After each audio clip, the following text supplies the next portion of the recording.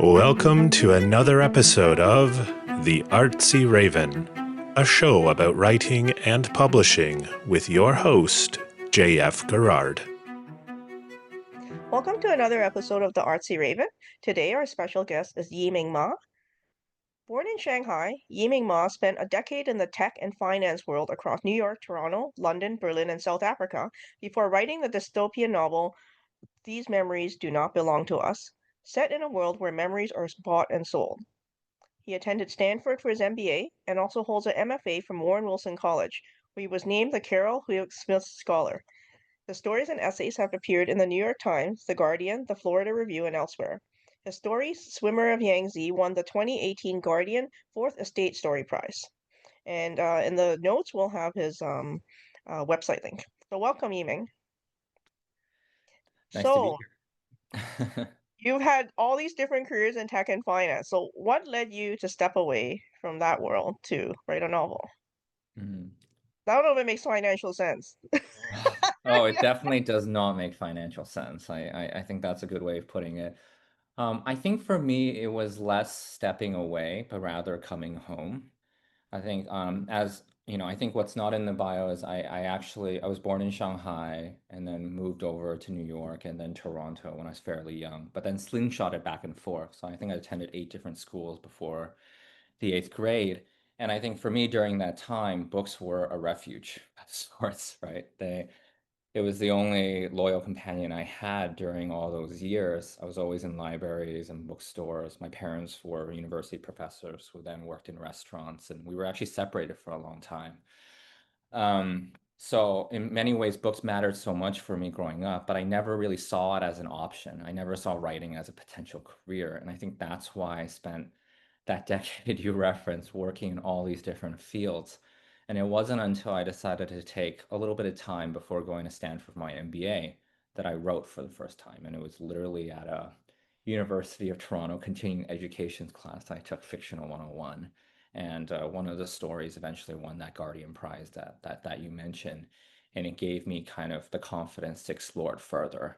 And then one step after another, I guess I'm here almost a decade later with my debut novel, These Memories Do Not Belong to Us. Now, did your experience living in the cities, like New York, Berlin, Shanghai, did it sort of shape a future you imagined in the book? Like, sort of how did, Mhm. like, what inspired this book? There's so many questions in that, right? So, um, I think I'll start with that question about what inspired the book, right? And then I'll go into maybe how my background kind of influenced it, right? So the first piece of it, I think, I'd written some of the stories or the memory epics beforehand, but the real genesis of it came during the beginning of 2020, right? When COVID was just landing and, I knew about it from family members related to Wuhan and all that, but it was starting to lock down here in the West as well. And I had this comforting thought that, oh, at least memory potentially could be this great equalizer, right? Like if we're locked down, at least we have our life experiences with us, right? And I felt like I had lived a decent life. I had had a lot of great experiences, and at least I was comfortable with that. But then something chilling came to my head, which was the idea that what if our memories weren't even safe? And that built ultimately the container that became the structure for these memories to not belong to us, in which individual stories and memories in this book are epics of sorts that are used for entertainment, for education, and so on, set before this war where this renamed China, the Qin Empire takes over, and also afterwards. And I think my background living in all these different places, ultimately a lot of the different memory epics are drawn from my own life, from there's a sumo wrestler story with recipes from his mother, and that came from my time living in Tokyo, working at a sake company and going to the sumo grand tournaments.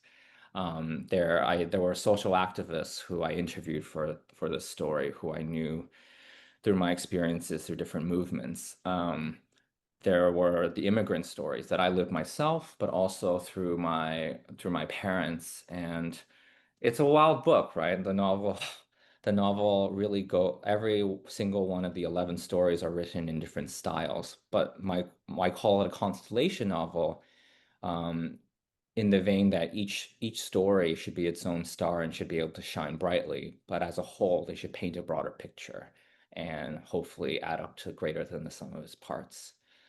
But I don't think I could have written this book if I hadn't gone on my own journey outside of the literary world beforehand. Now, how did you write this book? Did you like quit your job and then start writing, or were you writing it while working? Yeah, well, it definitely didn't go according to plan. So after my MBA, I actually still didn't think that I was going to be a writer. I thought that I could work with writers. I could amplify writers, just like the way you're doing now, JF. And so I got this fellowship under Bertelsmann, in which I got to work within different business units within the media empire. And intentionally, I worked a lot with Penguin Random House, which is one of their biggest portfolio companies. And through the process, I was the first person in the history of their program to work at one of their imprints and see kind of what that black box looked like. I was also the first person to actually be part of the program in Canada, right? And so my during that period, I realized one, it is really, really, really, really hard to get a book out with a big five publisher. I think these days it's even harder than it was 5 years ago. But I also saw how much people cared inside, how much people loved books, and that gave me confidence to say that this is something that I wanted to do and to get better at this, to really give myself the best shot, because I knew that every editor or agent, nobody will look at your manuscript twice. You only get one shot. It's pretty dog eat dog in that manner. I wanted to give myself that best shot, and so I actually applied for a low residency MFA, which is a program in which you spend about 10 days every 6 months at on campus with lots of lectures and the traditional workshop method of MFA programs. But then most of that time in that 6 months, you actually work one-on-one with a faculty member, usually an accomplished author, on creative work and letters that you send back and forth. So I applied to that program in late 2019 and was fortunate to get into Warren Wilson, which is I think the oldest and probably the best known MFA, low residency MFA program. And I started that in 2020 and thought I was going to somehow do that in conjunction with my work. And then COVID happened and everything changed, right? All the bookstores closed, and I decided I was going to focus on the book for a while. So I was really intentional on using my MFA to give myself structure to actually write. I'm not a fast writer. I went out on submission at 40,000 words, and I spent years on that. But wanted every word to count. And so it's a long story throughout some of it. I did take a year to work in tech again. I actually was the chief of staff to one of the founders at Wealthsimple for a period of time. But at some point, I decided that I wanted to do this book justice. I wanted to put everything behind it. And I'm grateful that I found a team through McClelland&Stewart and Mariner Books that shared my vision. And I'm excited for readers to discover it as well soon. Cool. Okay, so tell us a little bit about the book and the summary, because not everyone has picked up the book yet. Like, if you can say something, but don't give too much away. So as I mentioned, these memories do not belong to us is set in that world where memories are bought and sold, and I think the context of the technology is that citizens in the future have a mind bank installed in one of their temples, and that allows them to transfer memories, to access memories, to sell their memories in a very dystopian way. But it provides the context for the novel. In addition, in this future, because of mind bank technology, the Qin Empire, which is this renamed, more authoritarian China, has kind of taken over. And at the beginning of the book, the protagonist is a son who receives an inheritance of memories from his mother, who has just passed away. And he discovers that these memories are actually banned and that he's going to get in trouble for them.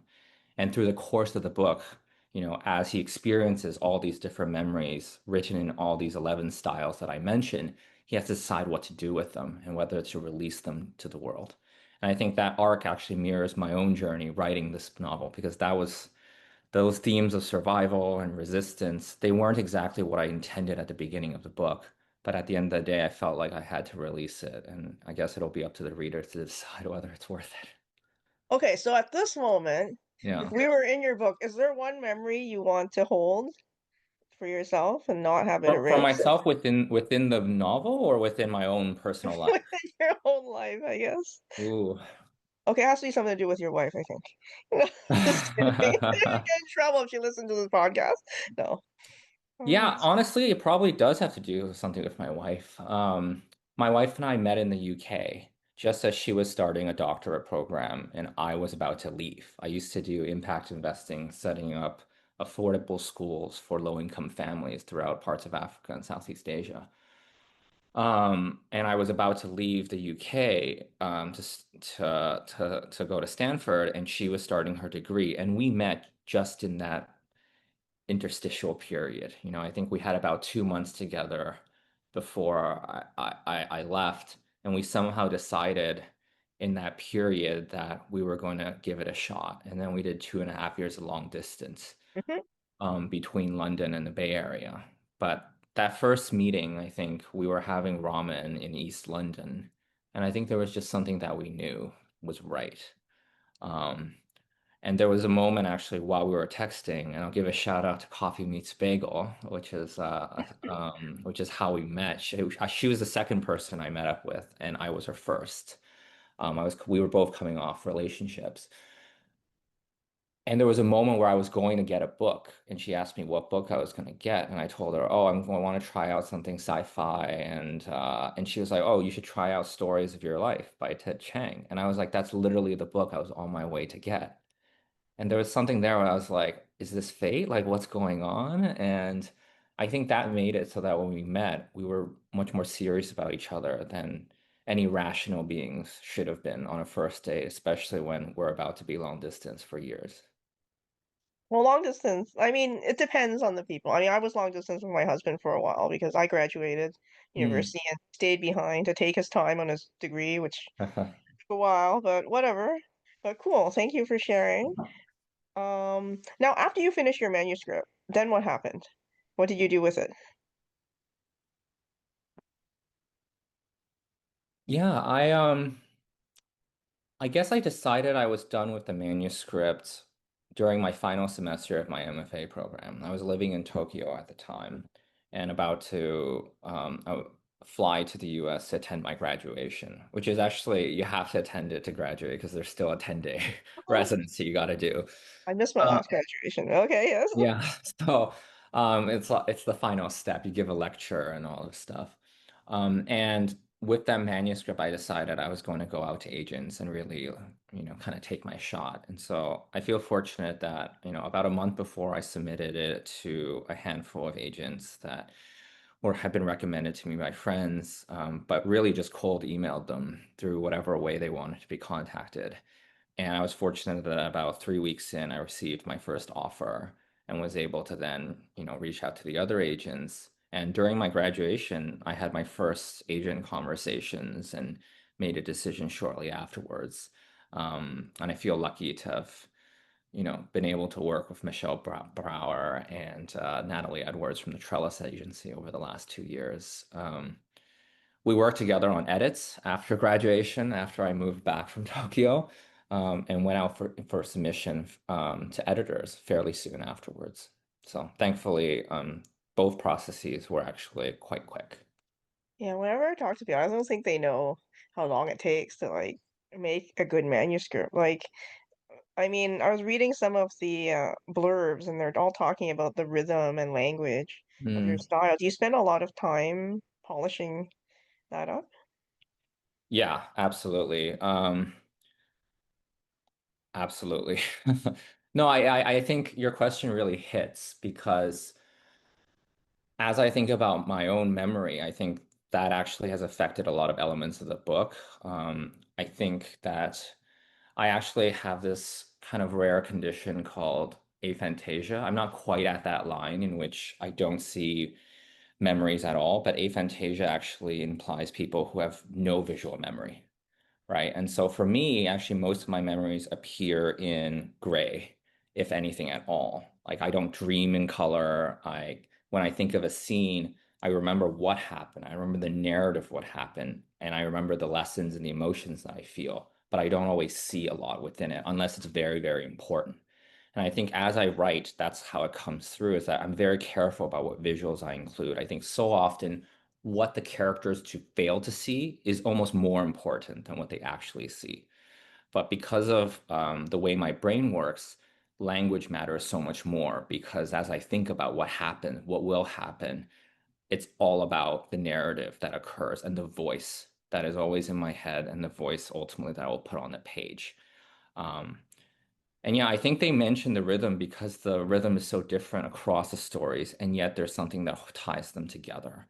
And so even when I think about the order of what I ultimately put in These Memories Do Not Belong to Us, it took a long time to get it right. And I think there were many other permutations we could have done as well.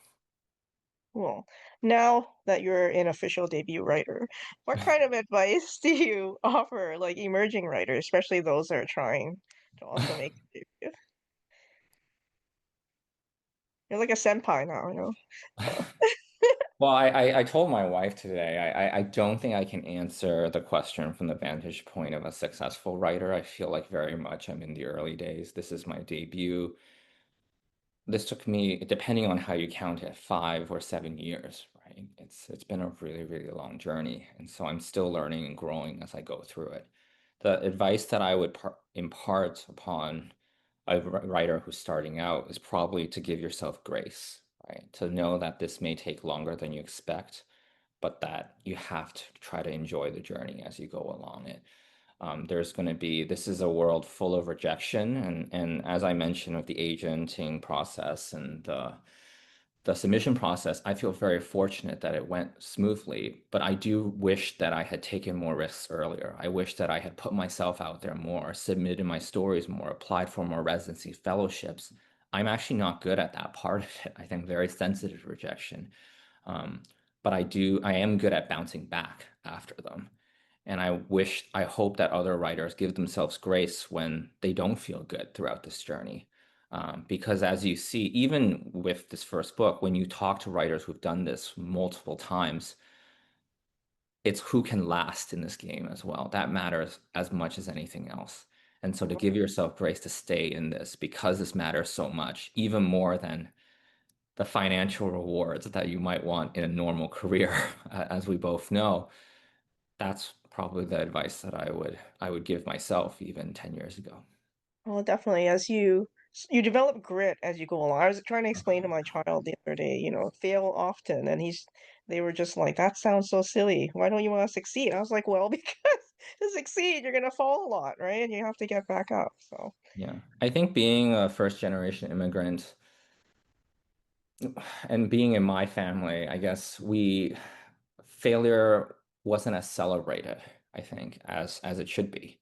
I think in after working in education with Carol Dweck and with the growth mindset and Angela Duckworth with grit, like I think these concepts really matter to me and they're both something I think about a lot if I ever become a father one day. I mean, well, I mean, my parents have passed, but I still remember my mother was like, you never made it to be a doctor. I mean, I work in Mm. healthcare. I graduated from nuclear medicine, but it doesn't matter. Right, It's like you're right. not good enough. So, whatever. And then I think, anyhow, it's just like that. I mean, I understand why they're trying to push so hard. It's because they sacrifice so much. They want you to be the best of the best. But sometimes it just doesn't happen. So, yeah. Yeah, and I mentioned grace for the young writer starting out, and I honestly, as our parents get older, I feel the same way towards them as well, right? And I don't expect them to understand this journey that I've taken. I'm grateful that my parents know how important it is to me, but I don't expect them to fully understand the choices that I've made. But I am grateful that they've read the book. Oh, they read the book. Wow, I don't Yeah. think anyone's read my books, but cool. Okay. Now, what are you working on next? Like, are you working on another book or? Hmm.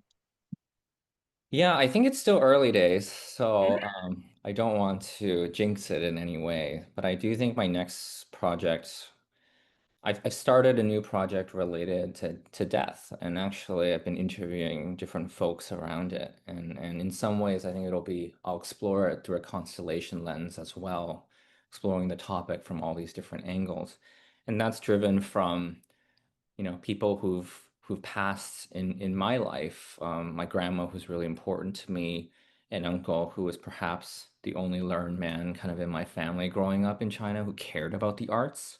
Mhm. And then a friend actually who passed away 12 days after my wedding in Tokyo last year, really, really suddenly in an accident. And I think it's something that I have to explore. Whether or not it eventually becomes a book, these conversations have mattered to me, and I think I'll treasure them forever. And so it's important for me to see that through.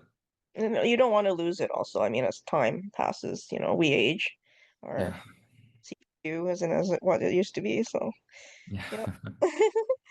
Yiming, you're going to do a bit of a reading for us. Can you tell us a little bit about what you're reading, a little bit of context before you start? Yeah, absolutely. So this is my book, These Memories Do Not Belong to Us. It's coming out on August 12th, 2025. And I think I'll read a little bit from the opening. To introduce kind of the world and set the stage, and then perhaps just a few pages of one of the memory epics within it, called Swimmer of Yangtze, which is one of the earliest stories I ever wrote for the book. So I guess I'll dive in.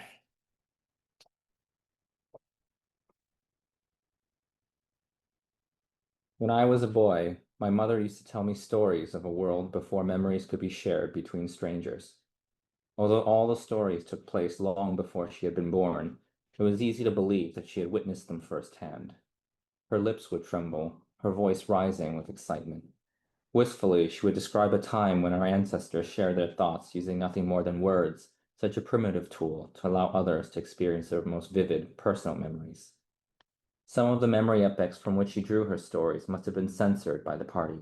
Any loyal patriot would have deleted these memories, for instance, the tale of an armless swimmer during the Cultural Revolution, when citizens still raised children with disabilities, or the meta-creational epic revolving around the incineration of Ruben, a military campaign that our youth no longer study. Why keep any of them? They might put us at risk of the party's wrath. Had one of our neighbors reported us, our family's entire collection of memories might have been confiscated, and not only the ones we should have known to hide. Since I was a child, I accepted that my mother was not an ordinary woman, not least because of her choice to raise me alone. Late in life, she decided that she wanted to be a mother, and she had refused to allow the absence of a suitable partner or the downgrading of her social credit score to stop her. I'd always thought that one Chin proverb epitomized her fearlessness. Even if the sky collapsed, she would use it as a blanket to warm her body. So why would the memories stored in such a woman's mind bank be any less remarkable? Since the devices are directly installed into the hippocampi of our brains, I like to think of her mind bank as simply the extension of her mind. Still, my mother was careful never to send any sensitive memories to my mind bank, to avoid unwanted attention. Now that I reflect on that precious time together, perhaps that is why she told me all those stories by voice, in the privacy of our bedrooms, back when we were permitted to stop our mind banks from logging data at home, and away from any neighbors who lived in her tower. All my life, my mother had tried to protect me, so why would she risk everything by leaving me such a dangerous inheritance? It is hard to imagine a world when mind banks did not exist. After all, none of the prosperity we enjoy in Chin would be possible without their invention. Before mind banks, every military scientist conducted their research in solitude. The only way they could collaborate was via voice or trading words across physical screens. Think of all the meaning and nuance lost in every exchange. When the first prototypes were tested by the military, a rate of scientific innovation began to accelerate exponentially. Without them, it is doubtful whether Chin would have been able to defend itself against the Western powers that oppressed our ancestors, much less crush our enemies once and for all in the war. Mind banks made Qin into this great empire, so it is natural that for most of my life I could not comprehend my mother's distaste towards memory capitalism, the buying and selling of memory epics that represents the bedrock of our economy. I'll move forward towards the end of the chapter. Forgive me. I cannot reveal more details, at least not until you've entered these memories and assumed the same risks I have. My decision to release these epics on this unencrypted cloud for every mind bank to access stems from my belief that it might have been my mother's wish as well. She taught me that certain stories were too valuable to hoard as wealth, the way powerful families did to preserve their assets and influence across generations. Rather, we have a collective duty to share them freely for the good of our society. Should you choose to enter, do not be afraid to engage with these stories in any order. Embrace your freedom. There is no need to reproduce the precise cadence in which she told them.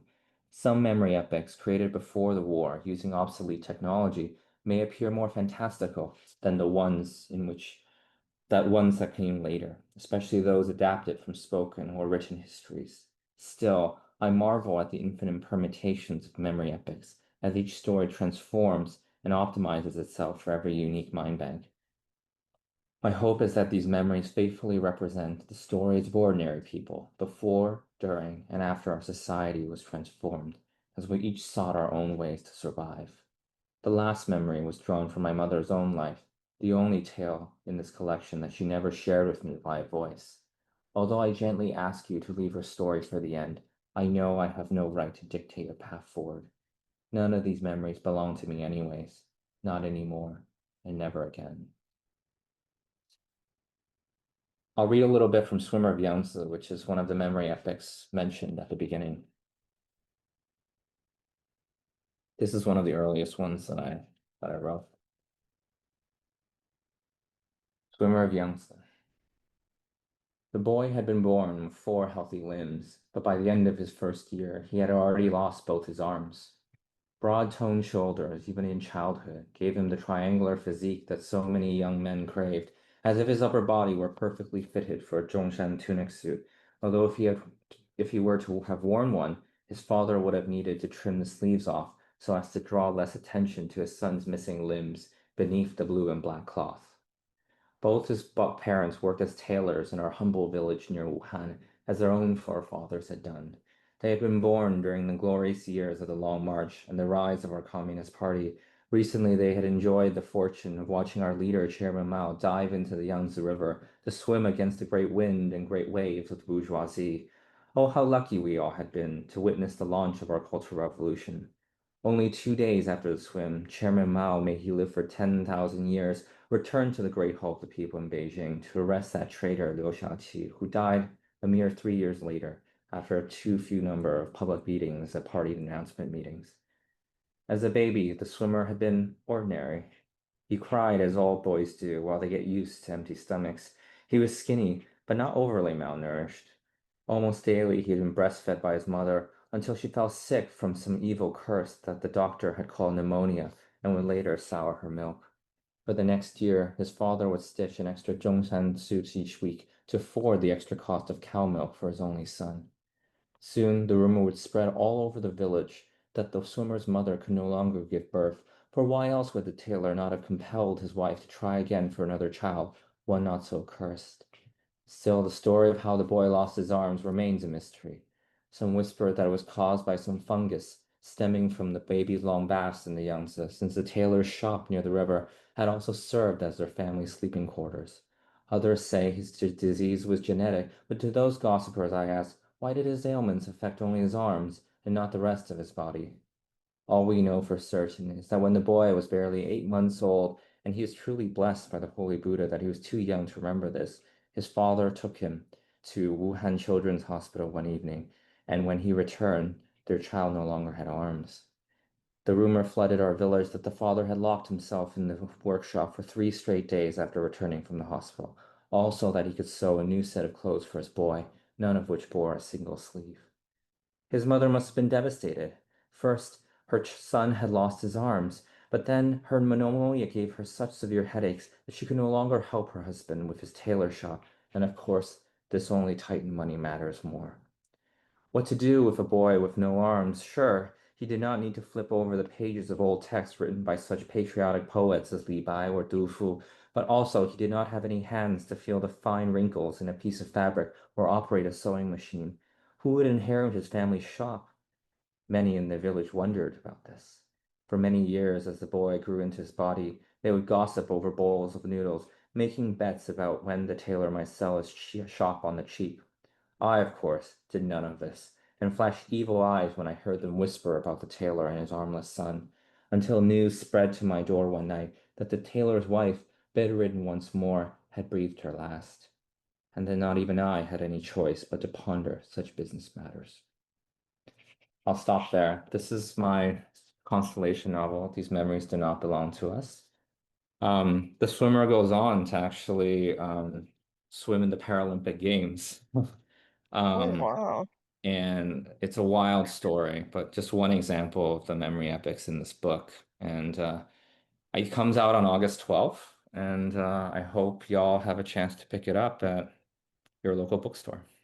Yeah, and thank you for spending time with us today. Thank you, JF. For more upcoming episodes of the Artsy Raven about writing and publishing, visit us at jfgarrard.com/arpodcast.